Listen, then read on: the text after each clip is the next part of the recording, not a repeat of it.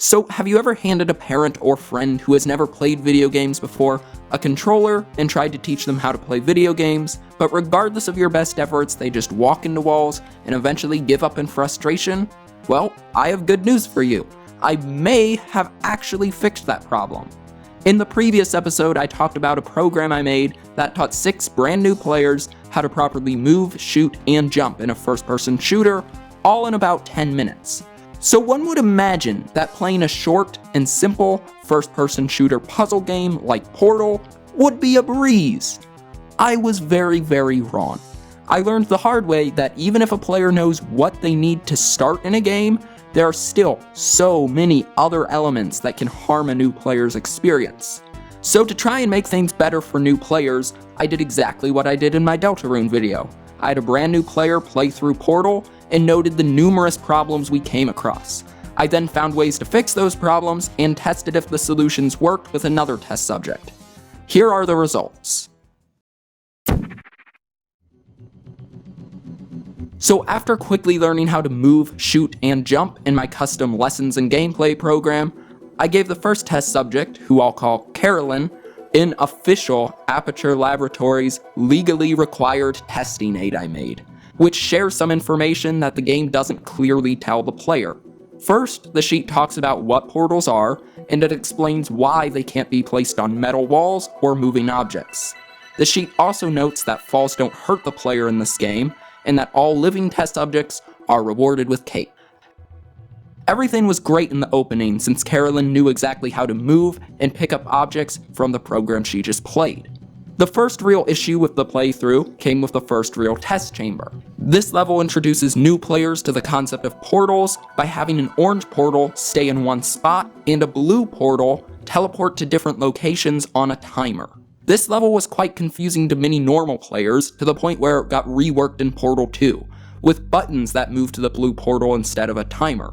I don't recommend doing this much, since most of the fun of Portal is figuring out how to solve each puzzle by yourself, but guide your new player step by step through this test chamber. From what I've seen, they should still grasp the general concept of portals, especially if you talk over how they work again with the sheet while loading into the next test chamber. But that's not super necessary since test chamber 2 here demonstrates how portals work a bit better by introducing the portal gun. Just make sure to tell your new player to look out this window while GLaDOS is talking. Once GLaDOS is finished with her speech, this door is unlocked and your new player can pick up the first half of the portal gun. Carolyn had a bit of trouble getting through this door, but after that, she sped through the first 9 test chambers within her first half hour of playing. The game taught her how to work with buttons and energy pellets, how to time your actions, how to crouch, and how to jump. After the testing, I did some fancy math which I'll get into later, but in these first test chambers, she was only 12 minutes behind an average player's playthrough of Portal, which meant at this point she wasn't even taking twice as long to get through the game, which is pretty good for someone's first gaming experience. However, progress started slowing down when more timing and action-based concepts like jumping, momentum, and bouncing energy pellets were introduced. Carolyn made slower progress than average, just because she didn't have the years of experience that would let her do something like this relatively easily. Instead, a whole lot of deaths and failed attempts at various actions started to frustrate her. But she was still having fun, even with this one energy pellet that just kept on repeatedly killing her. Yet all that frustration was nothing compared to the nightmare that was Test Chamber 16, the one with the turrets. In an average playthrough, a player would take around 8 minutes to finish this relatively difficult test chamber, not 32. The main issue with this test chamber was that Carolyn couldn't jump in the turret's line of sight, aim, fire a portal, and then get away in time before dying. And even when she did, it was difficult to aim blocks through the portal she placed to knock over the first turret, only to be killed by the second one. Then when she finally brought a block shield, she would attack the second one, but couldn't turn away in time to protect herself from this friendly fellow over here. The process of crouching and using a block as a shield was tedious, and Carolyn repeatedly lost a lot of progress every time she died. One thing she told me was that she just wished the level wasn't so long. She claimed she knew what the turrets did and had fun with them in the beginning, but wanted to move on to something new, which is what would have happened in an average playtime of 8 minutes, but couldn't happen when she wasn't experienced enough to run away from the turrets in time to escape. Test Chamber 17 with the beloved companion cube had the same issues. There were many action and timing-based mechanics, which led to many failures and many deaths. At this point, we had a short pizza break, and then started at the longest test chamber, number 18, just to be met with the same action-based issues like before. When she finally trudged through the final room, where you launch yourself with consistent momentum, she just couldn't do it. Carolyn was no longer having fun. Combining that with the fact that she had been playing for 3.5 hours, we decided to stop without finishing the game. This was also the point I learned that my mic was muted the whole time, which made me even more sad. Carolyn enjoyed the beginning of the game, but the constant frustration and slow pace afterward bored her. The good news is that even if it was difficult, she was still able to functionally play the game in a 3D space, and Portal was able to teach her its mechanics without any problems. In other words, she had no problems figuring out what to do, she only had problems trying to complete whatever the game asked her to do. Her words of just wanting to move on to another concept like a normal player really stuck with me. So I headed back to the drawing board and asked myself how I could make new players play Portal more like it's supposed to be played. But to do that, I'd have to find out how Portal was supposed to be played. So I found 3 blind playthroughs of the game on YouTube and charted out each player's time for every test chamber. What interested me is that each player solved each test chamber around the same time, which speaks to how much playtesting there was for this game. I rounded the 3 playthroughs' times to roughly get a sense of how long the developers wanted their players experimenting with an idea. I compared this average time to Carolyn's time with the game, and as I already noted, the first set of test chambers usually took her a bit less than double the time of a normal player. But once we got to the more action-oriented test chambers, it took her around 3 to 4 times as long as an average player, which seemed to be too much, and that tossed her into an experience that bounced between frustration and boredom. For the first time, I hit a complete dead end in testing. I debated cutting my losses and just canceling this video, but then I thought, maybe, just maybe, I could make the new players' playthroughs more like Portal's intended experience by cutting out pieces of the new player experience. From the data I gathered, it looks like the developers intended the game to be beat in 2 to 3 hours. Around an hour and a half, or 60% of the game's playtime, should be in the test chambers, while the final hour or 40% of the player's playthrough should be escaping the lab and fighting GLaDOS. Carolyn played for 3 hours and just finished the test chambers, so my best guess was that it would take 5 hours for a new player to beat Portal, which was not quite the intended pace of the game. I was very apprehensive about this, but I decided for the next test to cut test chambers that overstayed their welcome for new players, in order to speed up the game to the point where it matches the intended pace of Portal more than the first round of testing did. Now, I know this thinking seems a little backwards, and I know the game technically isn't really Portal anymore, it's a modified version of the game with less content and ideas, but I believed it could possibly make a better experience for new players, so I scanned through the data and found 3 test chambers that took new players much more time than intended to beat. I had to keep test chamber 16, the turret level, since the player needs to know what turrets are for later sections of the game, so removing that was not possible. But I decided to cut 2 of my favorite test chambers, chamber 17 with the companion cube, and chamber 18 with the death of all laws of physics. It emotionally hurt me to do this, but based on Carolyn's run, cutting these 2 test chambers could save new players approximately a full hour. I also cut a more action-based area with these moving pipes in the escape section.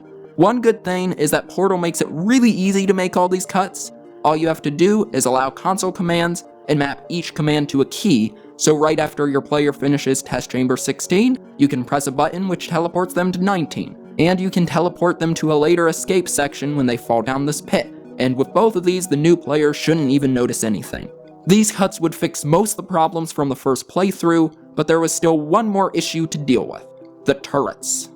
I experimented and found out the best way to deal with them is to actually just pick up a block and charge at them.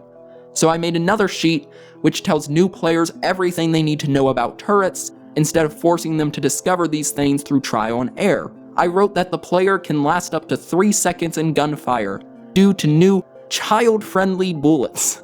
And in the Android Uprising, players should charge towards the droid with a bulletproof storage cube that is sold separately. I had a bit of fun making this, if you can tell. It won't fix the problem entirely, but if the new player could just focus on defeating the turrets in this section, instead of also having to discover the best way to defeat them, it could help the player just a little bit. My final problem was that I didn't have a second test subject, but since I now knew Portal explained its mechanics well to brand new players, I could use a test subject that had just a bit of gaming experience. So my mom was a saint and volunteered to be a test subject again, even after the chaos that happened in the Deltarune video. She ran through the learning program really quickly, but once we booted up Portal, there was an issue. She was much slower than Carolyn at both figuring out what to do and completing the task the game asked her to do. On average, everything took my mom around 53% longer to finish than Carolyn, or around 270% longer than a normal player. And although everything went mostly alright in the first few test chambers, she got motion sick with these moving platforms, so we stopped for the day. When we started up again, my mom really enjoyed playing. It was the simple things like timing these perilous jumps over acid and playing with momentum, all of which are new ideas that people can only experience in this art form. However, everything seemed to take a turn for the worse when she reached the 2 remaining test chambers that also gave Carolyn a lot of trouble. My mom had great difficulty pulling off the triple portal jumps in test chamber 15, but learning how to do them is what makes this test chamber necessary, since you have to use triple portal jumps constantly in the escape sequence. My mom's playthrough of test chamber 16 actually went a bit better than Carolyn's, probably because of the new instruction sheet I gave her. After 3 hours of test chambers, she was really sick of them, so I felt quite a bit better about skipping her to the escape. When she actually got out of the test chambers, my mom was really lost and confused about what she had to do, which I guess is part of the experience. She was very overwhelmed by the lack of clarity and direction throughout the whole escape. When she fell through the floor here, I teleported her a bit ahead again. She enjoyed a bit of the escape, and the joys of always figuring out what to do next, but not having a clear sense of progression seemed to really frustrate her, especially at her slower pace. She finally finished the escape sequence in 1 hour and 29 minutes, but there was one final obstacle that proved to be the biggest nightmare of the entire run: GLaDOS. So many action elements come to play at once in the finale, from timing rockets, throwing objects, avoiding enemy fire, and triple portal jumps, which all combine for one final test of the player's skills they've gained up to this point. The only problem is that it's on a timer which is not kind to new players, who don't have years of first-person shooter experience. So after 1 hour and 8 deaths, she finally defeated the rogue AI, and at this point, she felt completely done with the game. She finished Portal in 5.5 hours, which greatly exceeded my hopeful estimate of 4. Like Carolyn, my mom said she enjoyed Portal in the beginning, but afterwards the tediousness of trying and failing to pull off certain actions over and over to only be met with constant failure really hurt the experience for her.